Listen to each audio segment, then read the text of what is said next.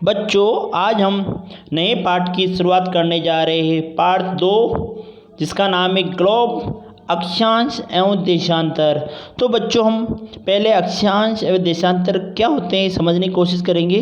बच्चों, आपकी स्क्रीन पर एक डायग्राम, 2 डायग्राम दिखाई दे रहे हैं।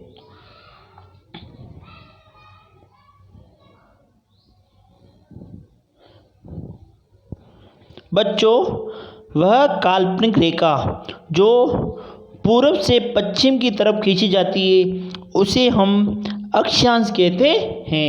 वह काल्पनिक रेखा जो पूर्व से पश्चिम की तरफ खींची जाती है उसे हम काल्पनिक रेखा को अक्षांश कहते हैं। बच्चों, रेड कलर की लाइन दिखाई दे रही है आपको, ये है अक्षांश है। बच्चों, ये जो पूरब से पश्चिम की तरफ खींची जाती है उसे हम अक्षांश कहते हैं।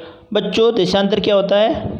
वह काल्पनिक रेखा जो उत्तर से दक्षिण की तरफ खींची जाती है उसे हम देशांतर कहते हैं। बच्चों, ये देशांतर है। बच्चों, जो उत्तर से दक्षिण तरफ खींची जाती है ये देशांतर रेखाएं हैं। खड़ी रेखा को देशांतर रेखा कहा जाता है। बच्चों, अब हम पाठ पढ़ेंगे। ग्लोब पृथ्वी का एक लघु प्रतिरूप है।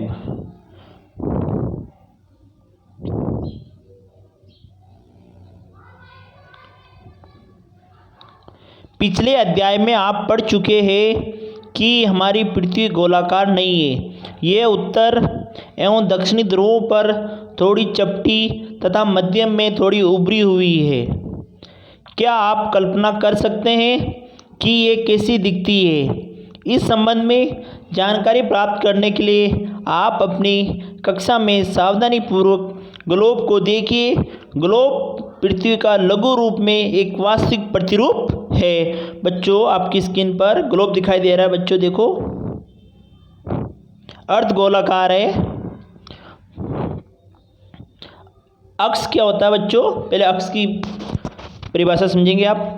जिस पथ पर पृथ्वी सूर्य के चारों ओर चक्कर लगाती है उस पथ को अक्ष कहा जाता है। जिस पथ पर पृथ्वी सूर्य के चारों ओर चक्कर लगाती है उस पथ को अक्ष कहा जाता है। अर्थात बच्चों, जिस पथ पर ये अक्ष है बच्चों, चारों ओर चक्कर लगा रही पृथ्वी सूर्य के, उस पथ को अक्ष कहा जाता है। इस पथ को अक्ष कहा जाता है। यह सूर्य के चारों ओर चक्कर लगा रही पृथ्वी, उसे हम अक्ष कहा जाता है। अब आगे देखेंगे बच्चों। ग्लोब विभिन्न आकार एवं प्रकार के होते हैं। बड़े ग्लोब जो आसानी से एक स्थान से दूसरे स्थान नहीं ले जाए जा सकते हैं। पॉकेट में रखने योग्य छोटे ग्लोब तथा गुब्बारे जैसे ग्लोब जिसमें हवा भरी जा सकती है एवं आसानी से एक स्थान से दूसरे स्थान ले जाए जा सकते हैं। ग्लोब स्थिर नहीं होते, इसे उसी प्रकार घुमाया जा सकता है जैसे कुम्हार का पहिया या लट्टू घूमता है। ग्लोब पर देशों, महाद्वीपों तथा महासागरों को उनके सही आकार में दिखाया जाता है।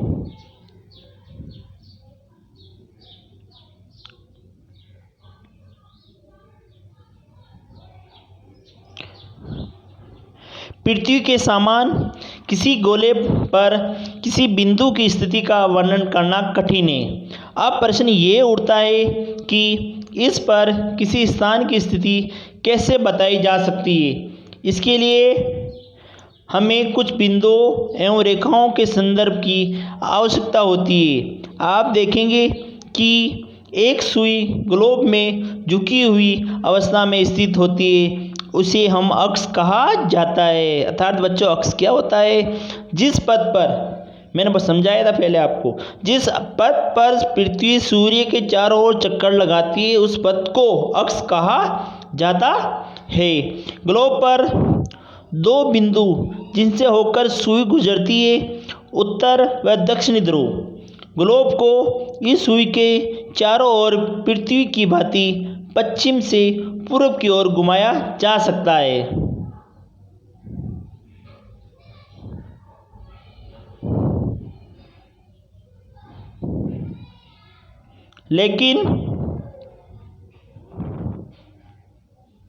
लेकिन याद रखें, इन दोनों में एक अंतर है।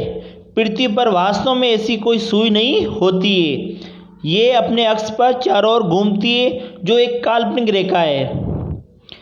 एक अन्य काल्पनिक रेखा भी ग्लोब को दो बराबर भागों में बांटती है।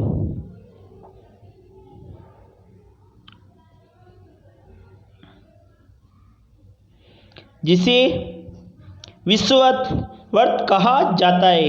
पृथ्वी के उत्तर में स्थित आधे भाग को उत्तरी गोलार्ध, दक्षिणी वाले आधे भाग को दक्षिणी गोलार्ध कहा जाता है। ये दोनों बराबर आधे भाग होते हैं। इस प्रकार विषुवत वर्त पृथ्वी पर एक काल्पनिक वर्त बनाती है एवं ये पृथ्वी पर विभिन्न स्थानों की स्थिति बताने का सबसे महत्वपूर्ण संदर्भ बिंदु है। विषुवत वर्त ध्रुव तक स्थित सभी समांतर वर्तों को अक्षांश व समांतर रेखाएं कहा जाता है। अक्षांशों को अंश में मापा जाता है। अक्षांशों को किस में मापा जाता है बच्चों? अंश में मापा जाता है।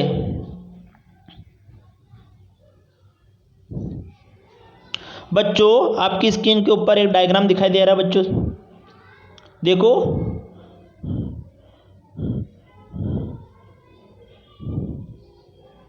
बच्चों विषुवत वर्त अर्थात भूमध्य रेखा, जिसे भूमध्य रेखा भी कहा जाता है, वो होती है बच्चों, इसकी परिभाषा देखेंगे आप, वह रेखा जो पृथ्वी को उत्तर दक्षिण दो बराबर भागों में बांटती है उसे हम विषुवत वर्त या भूमध्य रेखा कहते हैं। अर्थात बच्चों विषुवत वर्त क्या होती है? पृथ्वी को दो बराबर भागों में बांटती है, उसे हम भूमध्य रेखा या विषुवत वर्त रेखा कहा जाता है। पहला भाग है आपके उत्तरी ध्रुव, नीचे वाला भाग है आपके दक्षिणी,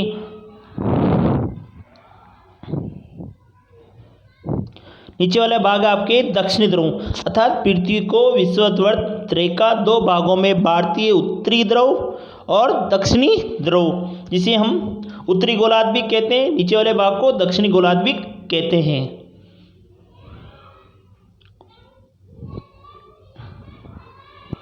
विषुवत वर्त शून्य अंश अक्षांश को दर्शाती है, क्योंकि विषुवत वर्त से दोनों तरफ ध्रुवों की बीच की दूरी पृथ्वी के चारों ओर वर्त का एक चौथाई है। अतः इसका माप होगा 360 अंश का 1/4 यानी 90 अंश। इस प्रकार 90 अंश उत्तरी अक्षांश उत्तरी ध्रुव को दर्शाता है तथा 90 अंश दक्षिणी अक्षांश दक्षिणी ध्रुव को दर्शाता है। अर्थात बच्चों गोलार्ध कितने होते हैं? दो गोलार्ध होते हैं, उत्तरी गोलार्ध दक्षिणी गोलार्ध, जिसे हम उत्तरी ध्रुव दक्षिणी ध्रुव कहते हैं। विषुवत रेखा दो भागों में पृथ्वी को दो भागों में बांटती है।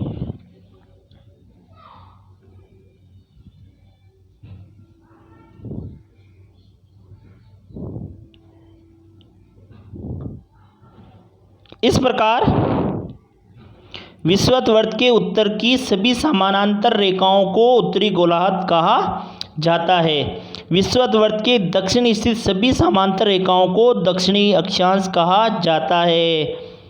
इसलिए प्रत्येक अक्षांश के मान के साथ उनकी दिशा यानी उत्तरी या दक्षिण को भी लिखा जाता है। सामान्यतः इसे उत्तर या दक्षिणी अक्षर से व्यक्त किया जाता है। उदाहरण के लिए महाराष्ट्र में चंद्रपुर एवं ब्राज़ील में दक्षिणी अमेरिका में बेलो होरिज़ोंटो दोनों एक ही अक्षांश 20 अंश पर स्थित है, लेकिन चंद्रपुर विषुवत के 20 अंश के उत्तर में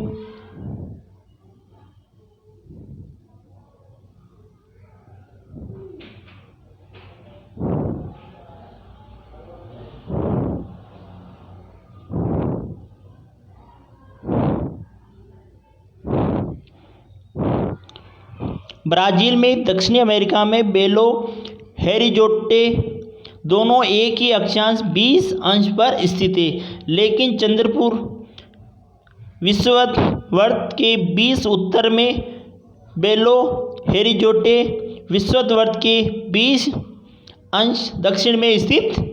इसलिए हम कहते हैं चंद्रपुर 20 डिग्री उत्तर अक्षांश पर तथा बेलो होरिज़ोंटे 20 डिग्री दक्षिणी अक्षांश पर स्थित है। तो बच्चों बेलो होरिज़ोंटे कहाँ स्थित है? ब्राज़ील में स्थित है।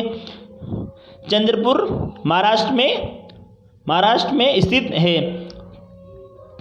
चित्र 2.2 से स्पष्ट है, जैसे जैसे हम विषुवत से दूर जाते हैं अक्षांशों का आकार बढ़ता जाता है। अर्थात बच्चों पृथ्वी को 2 भागों में बांटा गया, उत्तरी ध्रुव, दक्षिणी ध्रुव। बच्चों ये वीडियो यहीं समाप्त होता है। अगली वीडियो में और आएंगे बच्चों।